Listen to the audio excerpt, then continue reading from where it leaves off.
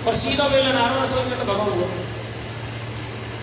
रसोई में जो आप रोटियां बनाने वाला बेलन है वो सीधा भाग भगा आता पतिदेव की तरफ, और जो पतिदेव के मित्र है ना वो तो पहले ही पीछे से गायब होना पहले। तो माता जी पहले ऐसा नहीं होता था, पहले की व्यवस्था बहुत अलग थी। अच्छा एक बार ना हम कहीं पे गए हुए थे, हमने वहां प्रश्न किया उन दोनों से, पति पत्नी से, कि भैया कैसे रहते हो घर में? बोले गुरु जी घर में बड़े आनंद आ रहे हैं। मैं कहा अच्छा भैया आनंद आ रहे तो बहुत अच्छी बात है, लेकिन एक बात बताओ तुम्हारी शादी कितने दिन हो गए? बोले गुरुदेव हमारी शादी पूरे 20 वर्ष होने वाले हैं और अगली साल 21वीं वर्षगांठ आएगी। तो हमने प्रश्न करो भैया एक बात बता, इन 21 सालों में तुम्हारी श्रीमती जी को और तुम्हारा कभी थोड़ा सा भी कुछ ना हुआ? तुम्हारा और तुम्हारी श्रीमती जी को दोनों को भी थोड़ा सा 21 सालों में कुछ ना हुआ? अर्थात तुम्हारी श्रीमती जी को और तुम्हारा थोड़ा सा भी कोई वाद विवाद ना हुआ? बोलो गुरु जी कभी ना हो गए, हम हमेशा दोनों ही प्रश्न रहे हैं। हमने कही भैया ऐसा कैसे संभव है? वो बोलो गुरुजी ऐसो ऐसे संभव है जब मेरी श्रीमती जी थोड़ा गुस्सा आवे ना और बेलन फेंक के मारे, अगर मैं बच जाऊं वो बेलन के प्रहार पे तो मैं प्रसिद्ध, और मुंह में वो बेलन लग जावे तो मेरी श्रीमती जी गुस्सा। तो प्रभु ऐसे पूर्ण आनंद आ रहे 21वीं साल में हमारी वर्षगांठ चली जाएगी। तो भैया गृहस्थ जीवन हमें ऐसे ही रखना चाहिए। तो भैयाओं आगे भोलेनाथ जाके पहुंचे कहां? जहां माता बैठी हुई वो भवन में। अर्थात पहले जब पत्नी नाराज होती थी पति से तो सबके सामने नहीं बरसती थी, और पत्नी को सबके सामने कभी पति के ऊपर बरसना भी नहीं चाहिए, चाहे बात कैसी भी क्यों ना हो। कोई बात है तो अकेले में पति से कही, ऐसा ना कि सबके सामने चालू हो जाए। तो भोले बाबा जाकर पहुंचे को भवन में और माता को देखा। जिन भोले बाबा से सब कामते हैं ना, यहाँ खड़े लोग वो भोले बाबा भी काम है। ये और पति ने सुन लेनी चाहिए, जो बिल्कुल ना सुने माता की। अच्छा ये पति भी कुछ कम ना हो, माता ने कुछ ज्यादा ही गुस्सा दिला दे।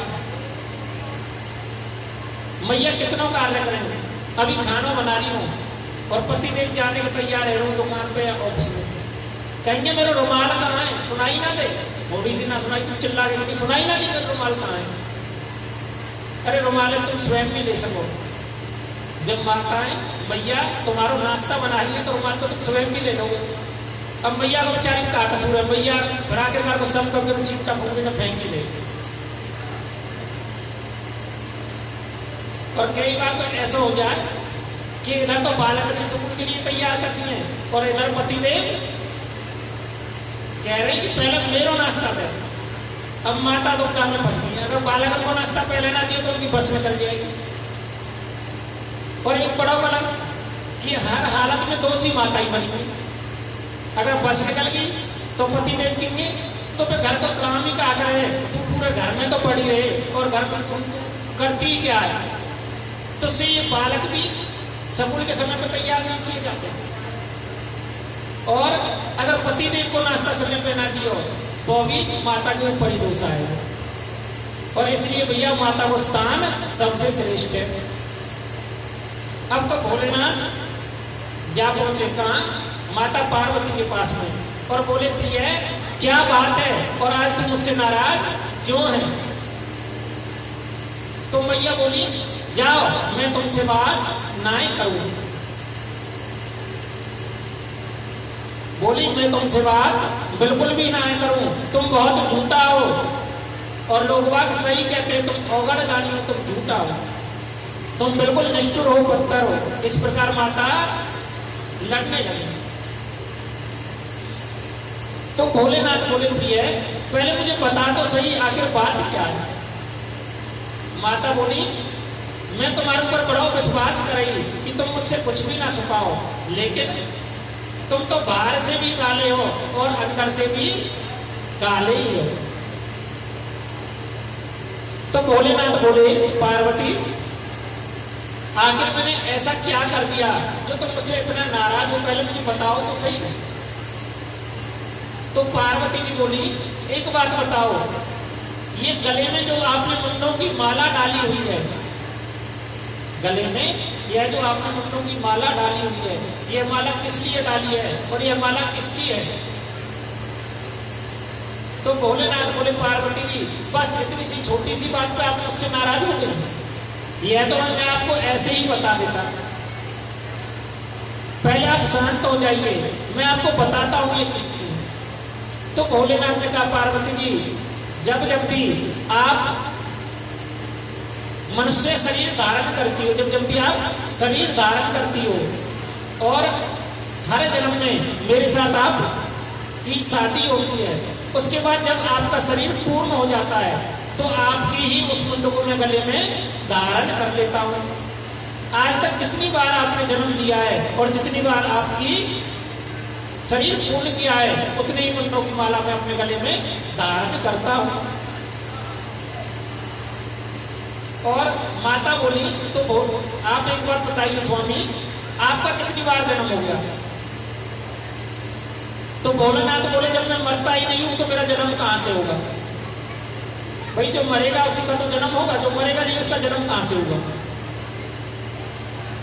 तो भोलेनाथ ने कहा कि मैं तो अभी भी वही हूं और जब भी वही था। अब तो माता और ज्यादा क्रोधित हो गई। अच्छा ये बड़ी समस्या है माता की, अगर पति ने घर में आके गलती से ना बतायो, पति ने घर में आके गलती से ना बतायो कि मैंने अपनी माता की अर्थात तुम्हारी सासू माता की टिकट बुक करा दी तीर्थ यात्रा की, 35,000 रुपया देके, तो पत्नी नाराज, और गलती से घर में आकर ना बताया तो भी नाराज, हर हालत में नाराज होना पक्को है। तो आज ऐसे ही कुछ कार्य माता गौरा ने भी कर दिया। अब तो भोलेनाथ ने सही भी बता दी,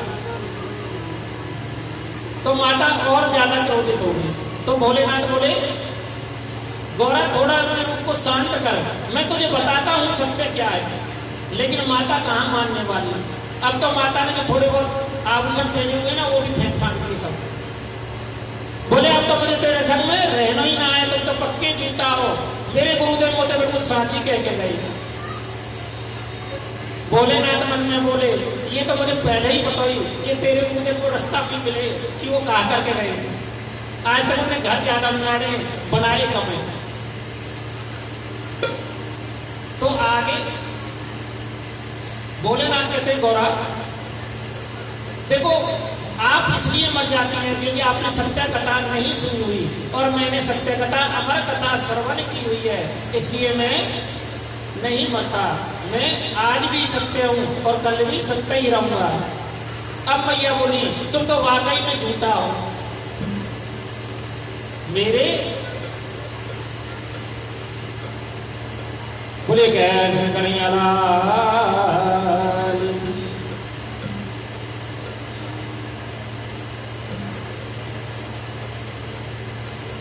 बोले कैसे कन्हैया लाल। अब मैया पार्वती जी बोली, आप तो वाकई में झूठा हो और वाकई में कपटी हो। आपने स्वयं तो अमर कथा सुन ली और मुझे अमर कथा ना सुनाई। बोले बाबा बोले, पहले तू शांत हो जा, मैं तुझे भी अमर कथा अवश्य सुनाऊंगा। तो पार्वती जी भोलेनाथ के चरणों में गिर गई और गिरकर बोली, वह अमृत आप मुझे भी पिलाओ, वह भी मैं अमृत पीना चाहती हूँ। भगवान शिव ने कहा, भागवत जी की कथा सुनने के 3 प्रकार के विधान बताए। भागवत जी की कथा सन्मुख बैठकर हमें सुननी चाहिए भक्तों। एकदम व्यास मंच के पीछे बैठकर भागवत सुनना निषेध है, अर्थात गलत है। व्यास मंच के पीछे बैठकर हमें कभी कथा नहीं सुननी चाहिए। दूसरा है, भागवत जी की कथा में बीच में उठना नहीं चाहिए, व्यर्थ की बात बीच में नहीं बोलनी चाहिए। बोलना है तो कृष्ण बोलो, कृष्ण बोलो, राधे राधे बोलो। और तीसरी, भागवत जी की कथा में सोना भी नहीं चाहिए। एकाग्र होकर तन्मय होकर कथा में सुननी चाहिए।